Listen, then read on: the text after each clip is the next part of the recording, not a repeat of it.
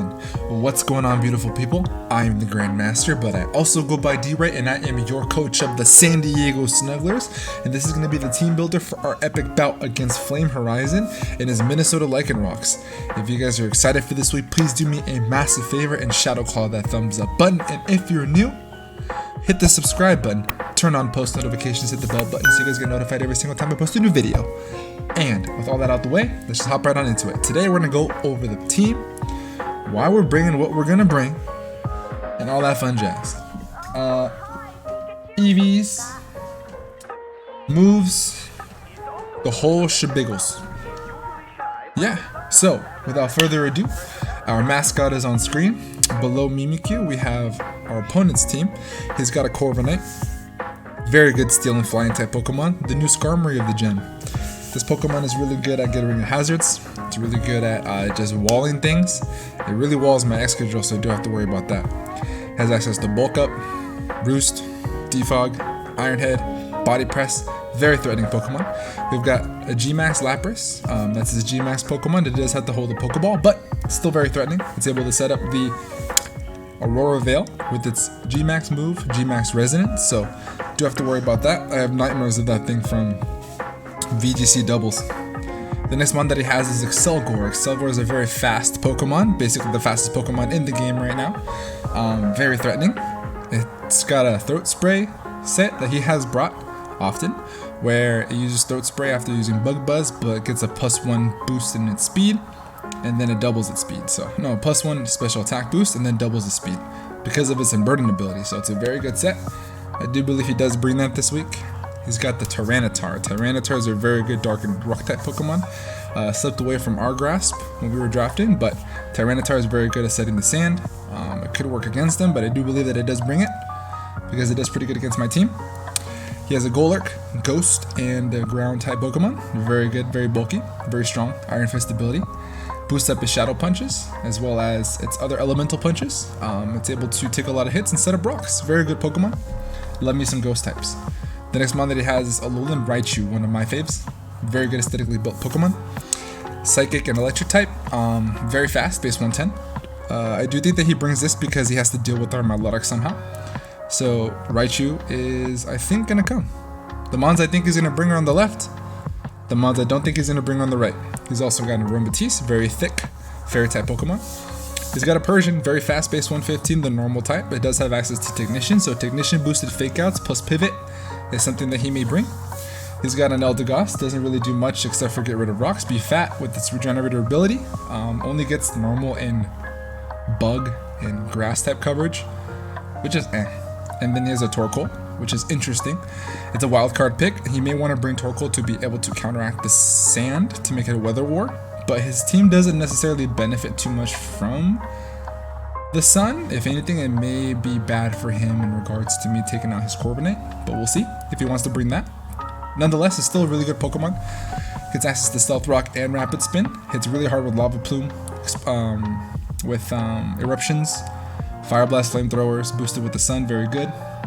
It's also got the Shaw Armor ability, so it can't be crit. It's very bulky in the defensive side. One base 140, I think is what it is. So Torkoal is a wild card pick. Goodra, very thick. One of my favorite pseudo-legendary Pokemon. Very thick on the Spidef side, base 150 Spidef. Hits 110 special attack, but doesn't really have to invest in Spidef, mostly just an attack and still hit really, really hard. Gets phenomenal coverage. So if there's anything that I think that I would take out from the team that I have, I would think if he doesn't bring Tyranitar, then he brings Torkoal. If he doesn't bring Raichu, I think he brings Goodra. And if he doesn't bring Golurk, I think he brings Persian.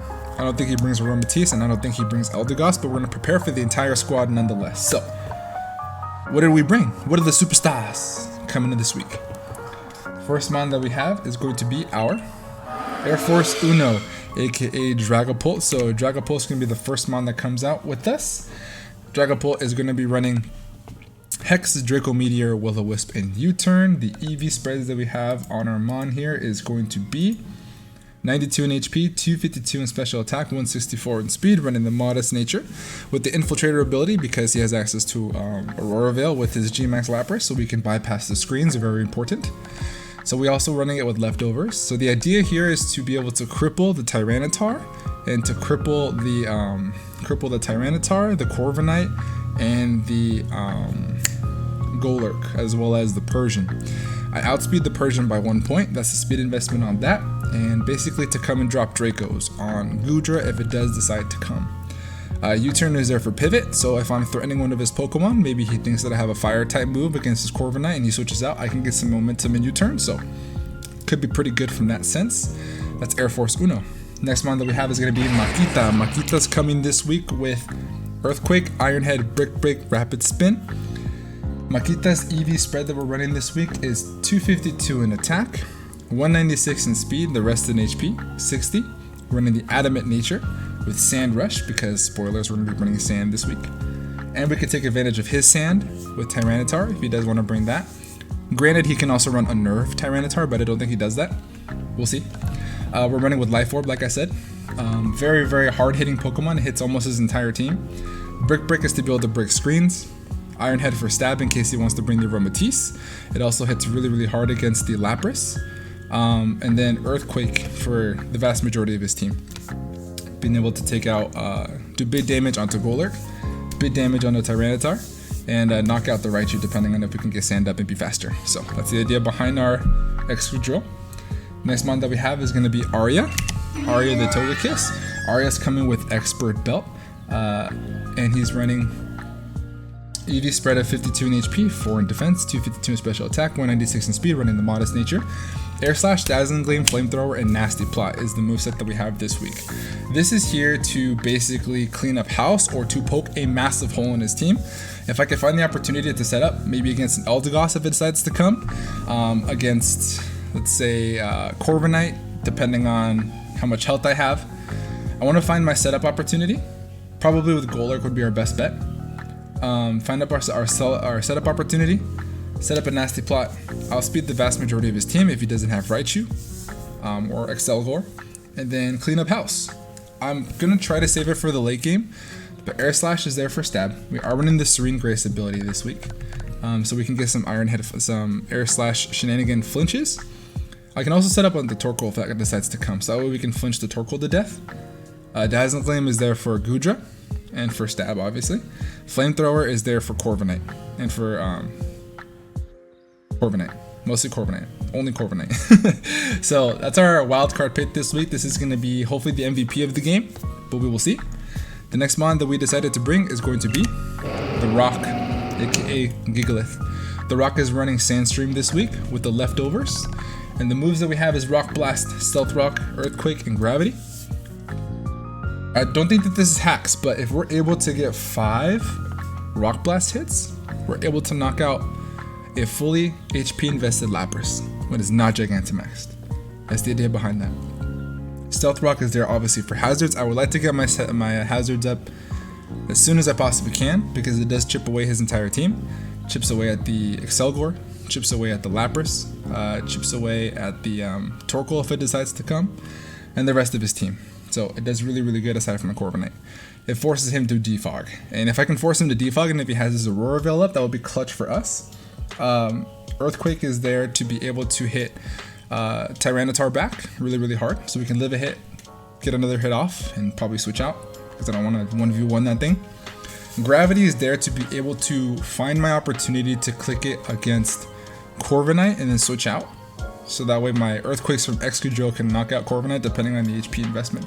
But Gravity is also going to help us to not miss Draco. So that's the idea behind Gravity. The next mon, the EV spreads that we have is 240 in HP, 4 in attack, 100 in defense, and the 156 in speed def running the Careful Nature. Sandstream obviously to set up the sand for our Excadrill. And then the next mon that we have is going to be El Guapo. El Guapo is coming this week with a Marvel Scale in case I do want to get, unless I get burned or poisoned, so I can increase my defense by 50%. The move spread that we have this week is going to be Scald, Toxic, Haze, and Recover. Scald is there for stab and to burn stuff. The idea is to be able to burn as much as I possibly can, so that way the hexes from our Dragapult are double damage. Toxic is there to be able to toxic the Aromatisse if I have to be able to toxic the Eldegoss if I have to, as well as Torkoal. And Goodra, all the thick Pokemon, Lapras, so I can chip them down as we go on. Haze is there in case he decides to bring bulk up Corviknight. We don't have to deal with that. Shout out to Kurt. Kirby told me about, I had Dragon Tail initially on this, and he brought up a good point. If I Dragon Tail another threat in, like Excelgor or Raichu, that could be really bad for us. So I'd rather just put Haze on there and just get rid of the stat boost and then deal with Corviknight from there. I'm also going to use Milotic to be able to stall out the Gigantamax turns from Lapras, because if he has Freeze Dry, it's going to turn into G-Max Resonance, which is a normal Ice type attack. We're able to stall that out, just recover and then switch out, because we don't want to take any Freeze Dries, but for the most part we can stall out its moves. If he has Thunder or Thunderbolt, that would be really unfortunate, but for the most part we want to use Milotic to stall out the Gigantamax turns, because we're not bringing our G-Max Pokemon. Spoilers. So that's El Guapo. We're running this with leftovers as well for longevity, a little bit of extra health back. And the last mon that we have on the team is going to be Time Stone, the Virizion. Time Stone is going to be running the EV spread of 116 in HP, 252 in attack, 140 in speed, running Adamant Nature. This is here to outspeed a Jolly max speed Goodra.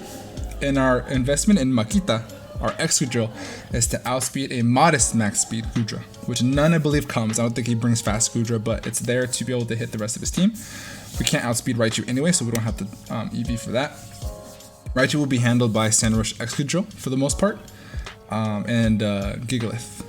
The Justified ability allows us to come in on Dark type moves, so we can bring this in onto Tyranitar for the most part. The job for Virizion is basically with the moveset of Close Combat, Leaf Blade, Stone Edge, and Quick Attack. 4 jobs. Number 1 is to get rid of Tyranitar. Number 2 is to get rid of Golurk. Number 3 is to get rid of and do damage to Lapras, Excelgor, and Stone Edge also hits pretty hard to Corviknight, but I preferably would like to hit it with a Close Combat. And Quick Attack is there in case he does decide to bring the Throat Spray Excelgor. If I can chip it down, Earthquake does around 30 to 45% depending on his spread. So we want to be able to do that, so that way it doesn't completely destroy my team. It definitely can if I allow it to, so we don't want to let that happen, so we bring the Quick Attack just in case. So that's the team. This is the mons that we're going to be bringing this week. I decided to put them on the top left this time so you guys can see them.